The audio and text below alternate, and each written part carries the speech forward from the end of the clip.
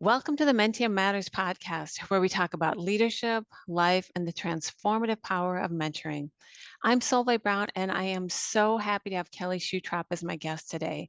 Many of you saw Kelli on Mentium's business education webinar, where she gave great actionable advice for enhancing our online presence. In today's episode, Kelli is going to share best practices for developing and expanding your personal brand and becoming recognized as a thought leader. Kelli will also offer suggestions for boosting your executive presence, which is always one of the top leadership development areas that mentees want to work on. Before we dig in, let me tell you more about Kelli. Kelli Schutrop is a dynamic revenue growth leader and the CEO and founder of Thoughtful Resound, a fractional sales and marketing and leadership consulting firm. She has devoted her expertise to unlocking new revenue streams for growing B2B companies through innovative sales, marketing, and thought leadership strategies. Her passion lies in accelerating business growth, supported by a vast skill set that spans digital and brand marketing, consultative selling, on camera hosting, and public speaking. Kelli's professional journey is marked by achievements including scaling startups, building marketing functions, establishing sales structures, and providing consulting to business leaders across the country on strategic growth. Beyond her role as a sales and marketing leader, Kelli is actively engaged in fostering industry connections and sharing insights on a global scale.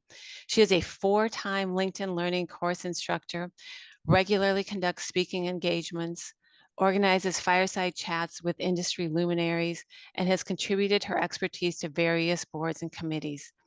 Kelli studied public relations and marketing at the University of Northwestern St. Paul and brings her enthusiasm for business and connection into every conversation. Additionally, she has a young, adventurous family that adds richness to all aspects of her life. Welcome, Kelli. Thank you so much for joining me today.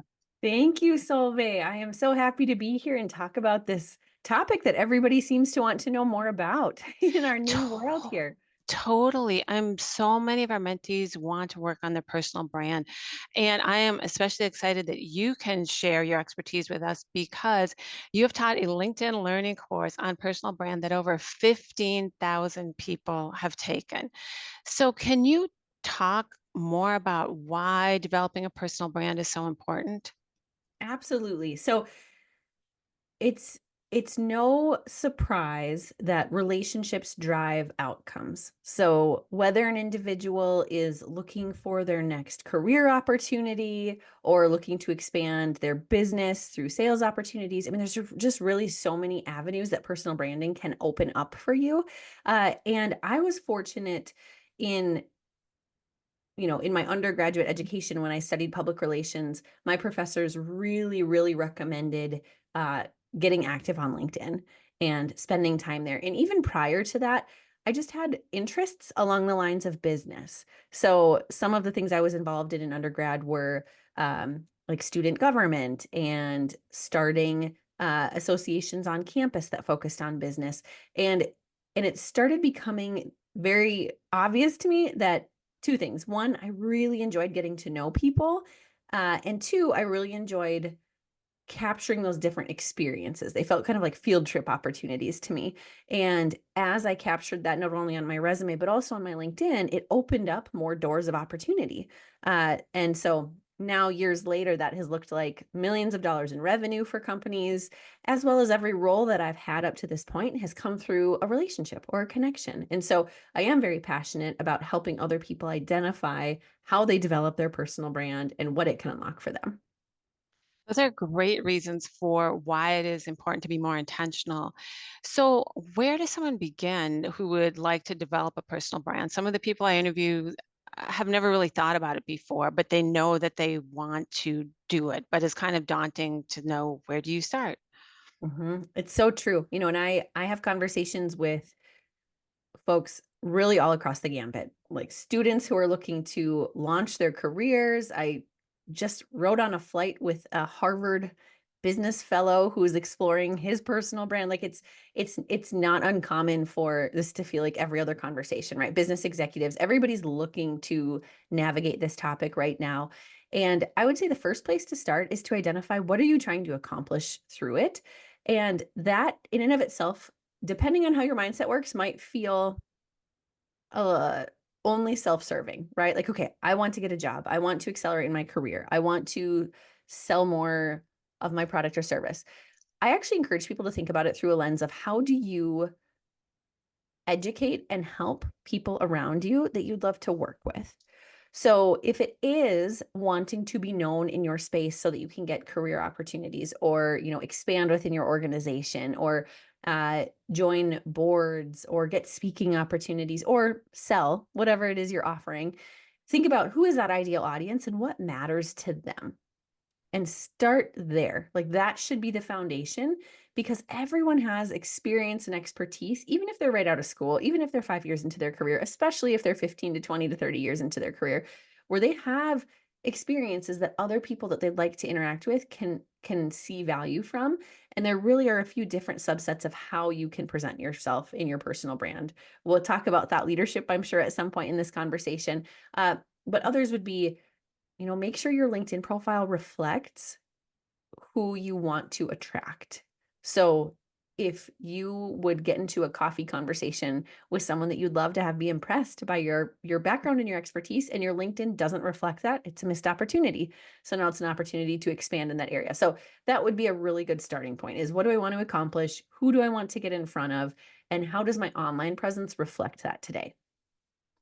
I love those questions that you ask yourself. And then I really like how you suggest shifting your mindset to think about how can you be of service to other people? How can you showcase what you're doing to help others? So, my next question has two parts. First of all, how do you differentiate yourself in developing a personal brand? And then, secondly, are there different methods depending on whether you're building a personal brand within an organization or whether you are trying to build your external personal brand? Yeah, I look forward to circling back on that second question because there are some nuances there. First question, as far as how you differentiate yourself, I think there is uh, an assumption that you have to be different than everyone else in every single way to stand out. And the reality is, if you are a project manager, if you are a CEO, if you are a head of marketing, you're going to have commonality with other people that hold those titles, and that's okay. So, some of the areas that you can stand out in would be the fact that you're consistent in building an online presence. So, I'll give you an example. So, let's say there are two heads of marketing and they both work within global staffing companies, right? Like, let's say identical roles, identical career paths on a resume. An HR manager could not make a decision unless they physically talked to them and got to know their culture, personality. If one of them shows up to industry networking events and throws their name in the hat or the ring to have a speaking opportunity, or maybe if they're introverted and that is not their idea of a good time, they volunteer to be on a committee within an association, right? Like volunteer a few hours a month to get involved. And they post even once a month on LinkedIn, ideally something even like once a week. But if they stay active and they stay visible, there are people who will recognize that individual as standout compared to the other one because your online presence, your connections, it creates a ripple effect out past you when you show up in that way. Otherwise, you're relying on individual one on one conversations for your whole career, right? Like if I talk to Solveig and she's impressed by what I do, awesome. That's in Solvay's head and nobody else's unless Solvay talks to someone about me. But if I post on LinkedIn experiences that I'm having and ways that I can help my audience, all of a sudden that gets to ripple out. And if Solvay clicks like on that, it goes to your network, right? Like there are so many ways to expand it. So that differentiation in part is not necessarily that you are doing something completely different than what someone next to you is doing. It's that you're talking about it and that you are trying to add value to those around you based on that knowledge. And I'll give another example. Even if you're not in a spot where you're like, oh, I don't know that I could be a thought leader, uh, there are still experiences that you're having within your career that would help other people that are at lateral or maybe a step behind you in their career without giving away your company's trade secrets. You can talk about things that you're navigating or projects that you're proud of accomplishing, and all of that can help accomplish building your personal brand. Those are great examples. And I think that really struck me when you did the business education webinar about how important it is to build your online presence. And that example you gave was so effective of it really you're dependent on one-on-one conversations and Mhm, people talking about that versus being able to show what you're thinking about directly to people and letting people absorb that. mhm. So, how would you begin to craft or share a brand story as many people are in the beginning of this journey? And that's a great question. Do you mind if we jump back to the whether you're in an organization Oh, no, I'd or you're love building that it actually. externally? Because I'd Yeah. love to share that. So, if you're in an organization and you're looking to build your brand presence in that space, it's going to look a bit different, right? There are uh, people that are going to be more influential in your journey. And there are fantastic ways to get involved from a mentorship standpoint with Mentium, of course. And you know this if you're listening to this podcast. But then there are also ways to seek people out who may not be a formal mentor to you, but maybe they're a few role steps ahead of you, and you can learn from them. And I'll give you an example of that. So early in my career, uh, I was in a professional service firm. I was the marketing manager, team of one at the time, reporting to the CEO, and it was a small company. And I was asked to put together a marketing budget, and I hadn't done that before. And I have a high standard of excellence. I want to produce great results, right? And I had an idea of what I wanted to put into it. I was doing all the Google searching. Uh, but I had this nagging feeling in the back of my mind that I was going to miss something. And I don't even know that the CEO would have known if something was missing, but I wanted to do it right. And I came across an individual who happened to be speaking the next week about how to create a marketing budget. And she came out of the industry that I had been in and had recently moved elsewhere. So she wasn't competitive. And I thought, oh, this could be amazing. I heard her speak. Afterwards, I went up and I had a conversation with her and asked her if she ever considered mentoring people. And she said she's considered it. And I asked if she would consider mentoring me. And she said yes. And here we are 12 years later. And she's still been a really important part of my career path, just like a really incredible, just a really incredible, like guiding resource to bounce ideas off of. And I've learned so much from her. And the reason I share that is even though she wasn't within my organization, that same mindset can be approached when you are taking people to lunch or to coffee or just hop on a Zoom call or a Teams call and say, I'm curious to learn more about your function because that's a direction that I might want to go in the future, or that's a couple levels above me. Can I meet with you? Can I have a conversation? To me, that is just as much personal branding, especially internally, as posting on your LinkedIn. Because now, while it is that one-on-one relationship, that person is connected to other people within your organization and they can vouch for you if they know you more than a resume on a screen if you're applying for a job internally. That is a great example. I like how you brought in the mentoring in of finding mentors within your organization or externally too. And then just that everyday networking as part of your brand, as part of like, I am taking the opportunity to meet these people or do coffees or Zoom calls. That is, and it's doable. I think that's what's so nice about all the advice you give is that it is doable. Mhm. Well, So, oh, go and even ahead. Yeah. oh, I apologize. Even along those lines, if you're working to build your brand uh, internally, in addition to meeting people, right, and getting to know them in that sense, you can also reshare content that your company is sharing because you have to balance that. I have my own personal brand, but I'm also representing the organization that I'm a part of. And I probably don't want to put anything out there that is completely contrary to what the organization would share.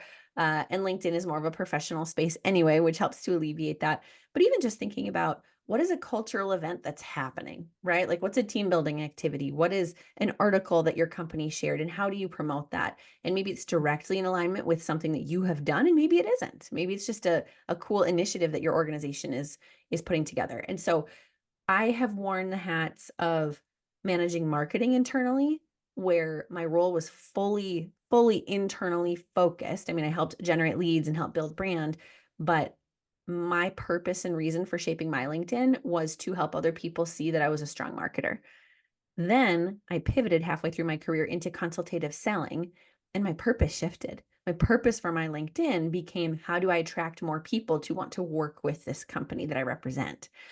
And I approached my about section, my cover photo completely different when I was my own person representing who I am in my career versus I'm representing really a face of this brand. And that could be the same, or excuse me, you could say the same for an executive if you are a face of the brand. And then when you think about when you're not necessarily representing the organization, you're just representing yourself, whether you're a solopreneur or you don't need to represent the face of the brand, there's still, that emphasis on what expertise do you bring?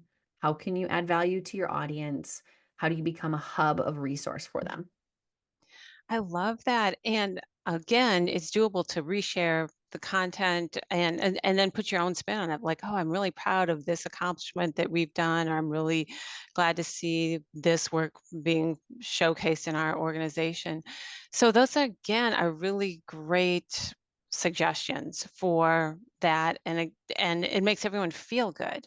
That's what I like about that. Sometimes you feel like, oh, I don't want to do that, but then once you start doing it, it's just the habit of doing it and engaging and then you Mhm. become perceived in that way as someone that is part of the organization and excited about what you're doing, not only personally, but also in the large organization that you represent. Yeah. Well, and you can create some nice visibility that way. I think back to my first role out of college.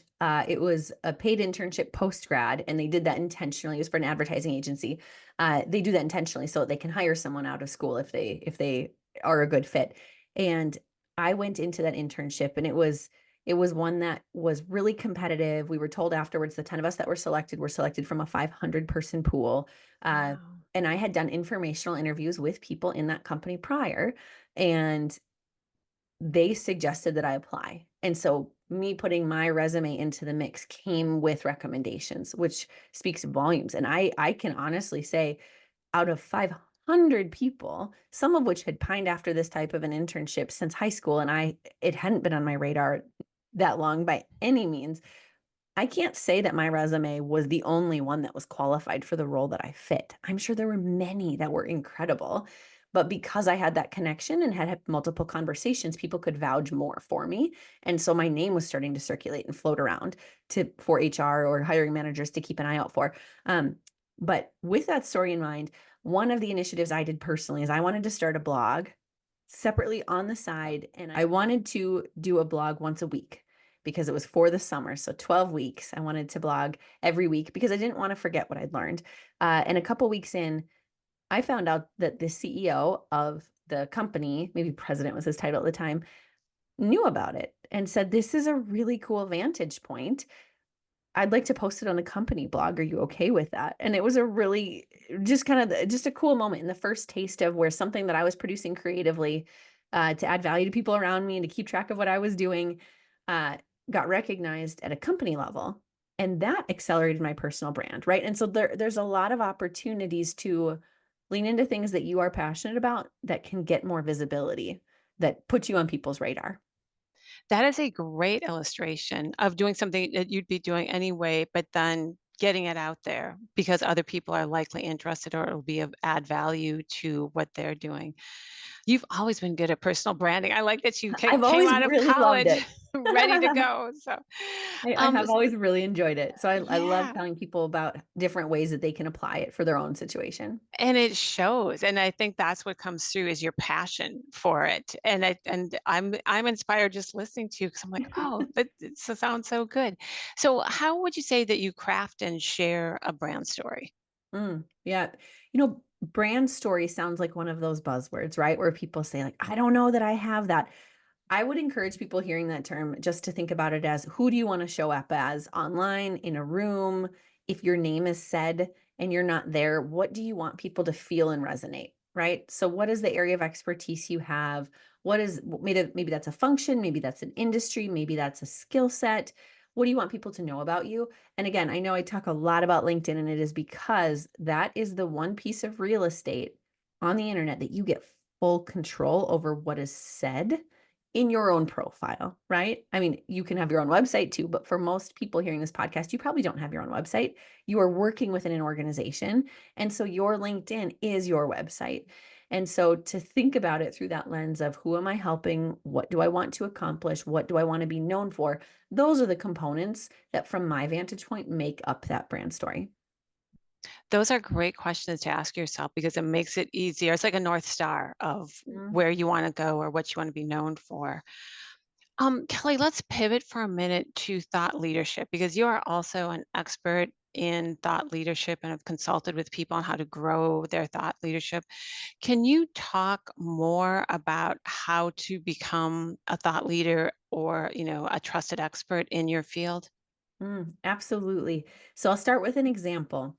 Uh, when I pivoted from managing marketing in-house for executive search and consulting firms to offering consultative selling for a digital marketing agency that was selling into that space. So was managing marketing and then started selling to the same types of people that I had reported to for a number of years. I didn't want to approach it through the lens of cold calling and being viewed as a commodity if somebody saw me pop up in their email or in their in-mail. Instead, I wanted to create content that positioned me as a thought leader and really added value to the audience. And my hypothesis was that if I add value and share what I know, it's going to leave my audience in a better place than before they heard that, before they saw that post on LinkedIn, before they heard that guest podcast appearance, whatever it might be, before they got on a call with me to explore if it could be a fit. I would rather leave them in a better place, even if it wasn't a fit, than when they first started that conversation. And I applied that mindset to hosting fireside chats where I would bring on industry peers, current clients, potential clients, people that I'd met in the space to talk about themes and topics that sometimes I was an expert on and they were an expert on. Sometimes I was not an expert, but I knew they were. And I wanted an audience that I had and they had to learn about it from them. And then I started assembling panels and speaking at conferences and getting asked to be on podcasts. And it created this snowball effect where, from a sales standpoint, 95% of the people that I ended up in conversations with over the course of years found me and came internally as a lead and said, I'd like to have a conversation. Now, that does incredible things because, for one, they're already more educated than they were. And two, they're already convinced that you're someone that could really be someone to help them. And then you vet from there, right? You determine mutually if it's a fit. And it would be the same thing from a thought leadership standpoint if you are being evaluated for the next role within your company, right? If there's only one rung up the ladder or one spot on that rung up the ladder and it's you and five other people that are doing great in your roles, who is the person that's showing up visibly and constantly being seen? Like, that's the person that probably has more of uh, an impressive factor when people are looking at them from an external standpoint. Um, Now, I know uh, thought leadership sounds like one of those terms where nobody knows quite where to start. And again, it starts at that place of what value do I bring and how do I share it? And I would make the case that there are actually three distinct ways to do that. And only one is I have deep expertise in this present in this space, and I'm going to talk about it. The other two, you don't have to have that expertise, and you can still be a thought leader. So, one, I've been doing this for years, and now I'm going to teach other people how to do it. Right. So in my example, it was I've been managing marketing with an executive search and consulting for years. Now I can teach other people what they should be on the lookout and how they do it themselves. And if they don't know how to do it themselves or they can't get it across that finish line, we can support you. Right. That's the classic. I'm a thought leader. I'm an expert in this space. And if you need help, I will help you. Now, I had a role where I was working for a different organization in a different industry, and I didn't have that depth of experience in that industry. So the story I shared couldn't be, follow me, I'm the expert, I'll guide you. But what I could do and what I did do is identify associations that were already appealing and providing value to the audience I wanted to get in front of. And I volunteered with them. And I became a host of their monthly webinar series. And I didn't need to know all of the deep expertise that the speakers had. I just needed to interview them and have great conversations. And I learned a ton about the industry. I made an amazing amount of connections. I got to connect with people following, and it created this really cool pocket of people associating me with that industry and coming and knowing that if they hit my profile or they saw me online, that I would be able to point them in the direction of education. So that's the second one, is becoming a hub of that type of content as a host. Uh, the third would be becoming an aggregator of content. For example, in the staffing industry, there are a variety of associations. Every industry has associations, right? And associations do a fantastic job of putting on events, webinars. Often they have podcasts, they have newsletters. There's so much content. And you can say, okay, maybe I'm not the one in my role right now that I'm producing this content. And maybe that doesn't ever make sense. Like I'm not in a function where I'm going to be making it or doing the speaking. But this information is valuable to me. And I know it would be valuable to other people in my field. I can create content on LinkedIn recapping what the associations are doing. And I can say, coming up in the month of X, this association is hosting this webinar and has this event. This association has these three things. Make sure to check them out. And you do not have to be the one doing the speaking. You don't even have to be the one doing the hosting. But now all of a sudden, you're almost like a news anchor. You're a hub of valuable information. So there are a number of ways to start being viewed as a thought leader across the spectrum of your skill set and your experiences. I love those examples. And, I like the idea of shifting your mindset to how can I add value? And then those really specific multiple ways that you can add value that doesn't necessarily mean that you're an expert, but I like that there are so many different avenues to adding value, which ultimately makes you more of a thought leader in your area or your industry. Right. Well, and it's amazing the ripple effect that that has, because after years of doing that, I was reached out to by a company that produces courses and provides them to a variety of sources, including LinkedIn Learning. And so I was sought out on LinkedIn, and this organization said, we see you're comfortable on camera. We see that you share a lot about digital marketing and personal branding. Are you interested in having a conversation about creating a course? And it was just such a fun experience to be able to do that ton of work. I have so much respect for authors who create full books. I created a series of courses that were an hour total, broken out into 2 to 3 minute mini segments. And it created a narrative that people can learn from. But that opportunity never would have happened. I wouldn't have multiple courses on LinkedIn Learning if it wasn't for content that I was already creating. And now it's fascinating to me. In the last week alone, I have had messages in my inbox from India, Paris, and Scotland from people who have seen a course that I produced at this point 2.5, 2 years ago, saying that it added value to them and it's helping them in their career. And that is really rewarding because it keeps on giving. That's the other purpose and reason behind, or I should say, that's the other advantage to creating content and having it live online, because it can help other people for a really long time. Totally. And I like the snowball effect Mhm. of that. And even the magnitude that now you're literally reaching people all over the globe with the content that you've created that's still there, and people are getting help from that years later and reaching out. But that has got to feel really, really good. So, since we have you here and you're an expert in all of these things, I would love to ask you some advice on executive Sure. presence, because I know it's totally related to personal brand and thought leadership, and it's one of the top areas that mentee and mentees want to expand, in their year-long mentoring program. So, what is your advice for people who want to increase their executive presence? Mm. When we think about executive presence, I would venture to say most people have an image in mind of who has strong executive presence.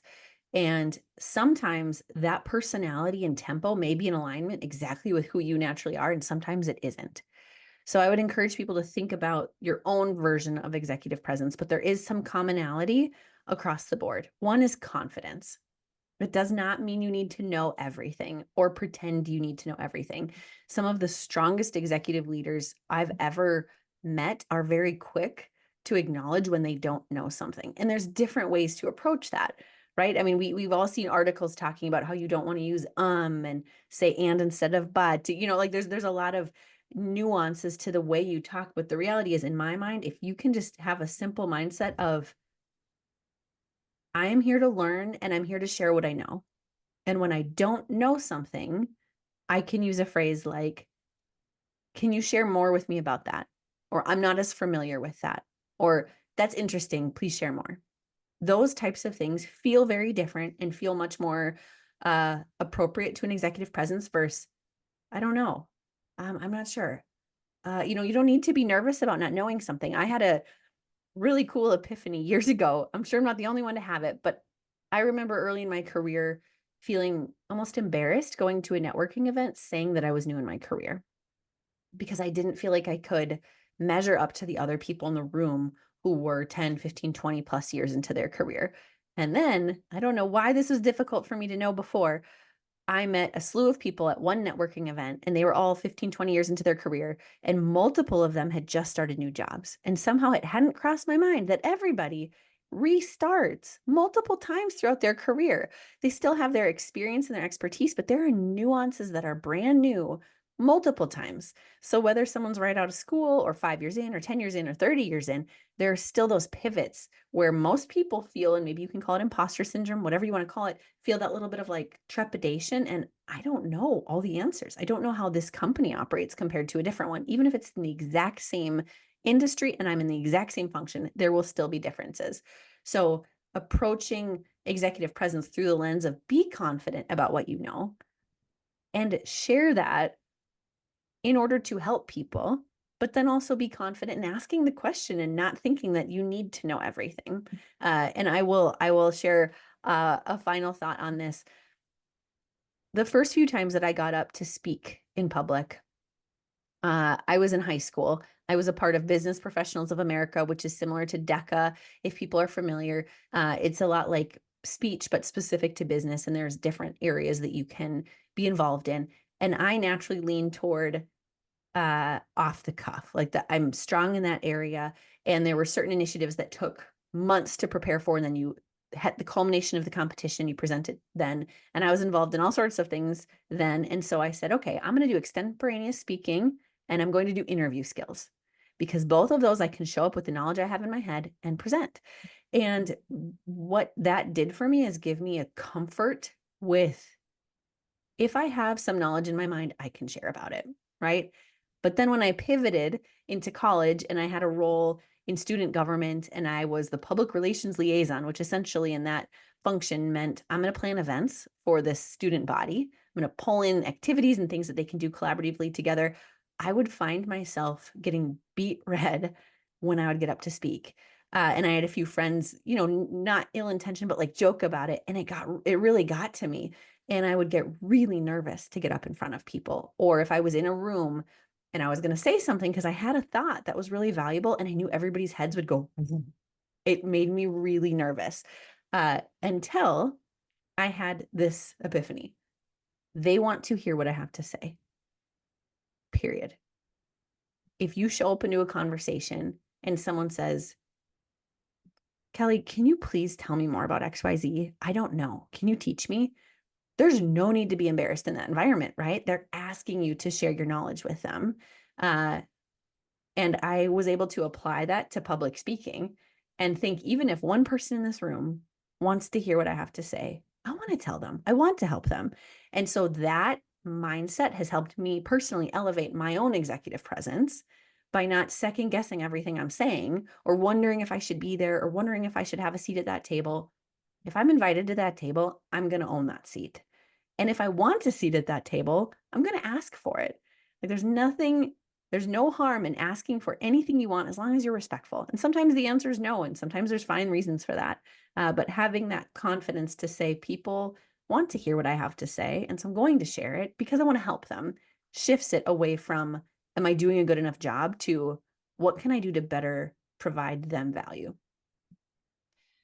That is fantastic advice for building your executive presence. And I love that mindset shift, which really gets you out of being like self critical or examining what you're doing into being like, no, how can I help? When I feel like people are so much more comfortable Mhm. when they are telling something that someone wants to know, versus like, I'm just speaking. I don't know if they want to know this. So I think what you've done today is just clarify in so many ways that it's so important of how you think about things and the strategies behind what you're doing, and that you can take simple actions. So I could talk to you all day. This is so helpful, and I've already thought there's a lot of things I can be doing to increase personal brand, etc. So thank you for this. Yes, and Um, one note that I would leave with people, I don't know that we're at quite the end. I think you may have a few more questions, but mhm. something that has really helped me is if I'm in an environment, in a meeting, and I feel a little bit apprehensive to speak up or give my thoughts or how I'm presenting, I think about it's not even a person per se, but like if there was someone else in this room and they were fully confident in their answer, in who they are, how would they present themselves? And that's what I want to mirror, right? And you probably have people throughout your career, anyone listening here, that whether it's an individual person or just a demographic of a person where you're like, they do not seem to have a problem sharing their thoughts and also being okay being wrong and acknowledging if they don't know the answer, right? Those are two different things. Like if they were mistaken and or if they don't know the answer. But sometimes I channel it through that lens. Negotiation and selling myself has always been something that comes more naturally to me than others. And I don't know why exactly that is. But when I do get nervous about things like that, I always just think about it as what harm does it do to be confident? I've just been rewarded so many times in networking conversations and opportunities for interviews that I lean into it more and more. It's just like with anything. If you put something out there and you have a good result, you're going to keep doing it. Doesn't mean every time it goes the way you want. But that example helps me a lot. Yeah, and I like that people can have their own idea of what would a confident person say in this situation, and then lean into that. And especially when you have a role model that has a similar style to yourself, where you're like, I could do that. So, Kelly, we have time for one final question. Do you have a favorite saying, quote, or motto? Ooh, good question. So, I keep a list on my phone of quotes that I like, and some of them are from movies. I most recently wrote down a Gandalf quote from Lord of the Rings, and sometimes they are from business leaders. So, nothing is precluded, but all of them really, really resonate with me. And one that I heard from a business leader was confidence follows courage. Specifically, courage is the bridge from where you are to where you want to be. And confidence is what you gain on the other side of that bridge. So confidence follows courage. And that's by Kendra Cato. She is a very strong, incredible leader. I've met her through the staffing industry. And it's just a really good reminder that you do not need to have confidence to do impressive things, to do things that are outside of your comfort zone. You just need to step into it with courage, and confidence is what you gain after you've accomplished it or learned if it didn't go the way you wanted it to, right? You either learn or you get what you're looking to do in the end. So confidence follows courage. I love that quote. I'm going to put that on a post-it on my computer because it is such a good reminder. I think sometimes people think of it the other way, like, oh, if I had more confidence, I'd have the courage to do this. But Mhm. it doesn't work that way. You do gain confidence every time you put yourself out there or get out of your comfort zone and do something that takes courage. And then the next time it gets a little bit easier and so forth. Right. And from that mindset, you either learn or you win, right? It's not like a I won or I lost. It's like I won or Hmm. I learned. And then you keep moving to the next scenario. Yeah. Kelly, thank you so much for being my guest today. You have really added value to this episode, and you have educated us. And I really, really appreciate that.